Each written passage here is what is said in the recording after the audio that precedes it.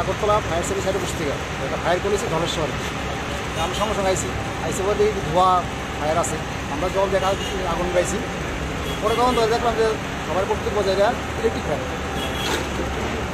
মানে electric short circuit.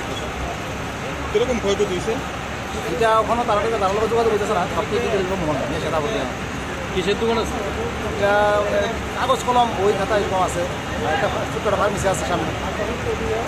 মালিকের নাম জানা গেছে? মালিকের নাম এই দোকানের ভিটের মালিকের নাম হচ্ছে শিপ্রাপনি। আর ভাড়াটিয়া যে থাকে রেন্টার যে রুমের নিয়েছে মানে যে প্রসেনজিৎ দাস।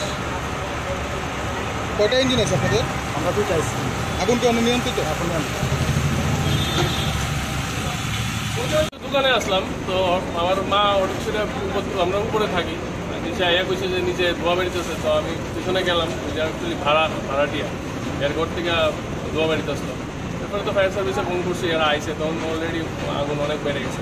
এটা কিসের দোকান? এরা ওই বাচ্চারা কাগজ কলম ওইগুলার রং তুলির দোকান।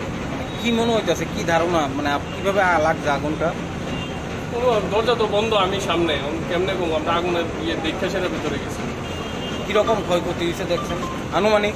কিছু বোঝাতাম আমার পেছনে প্যাথোলজিও আসলো, এটার থেকে আমার প্যাথোলজিতেও গেছে, ওইটাও কিছু নাই।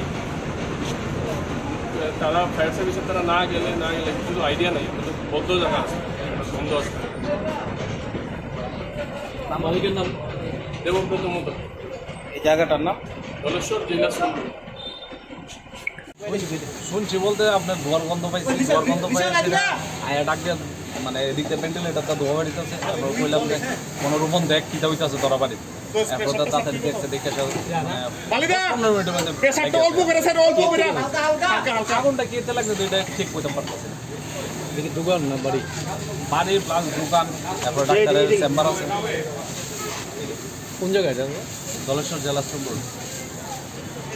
মাঙ্গলিক বিয়া বাড়ির সামনে।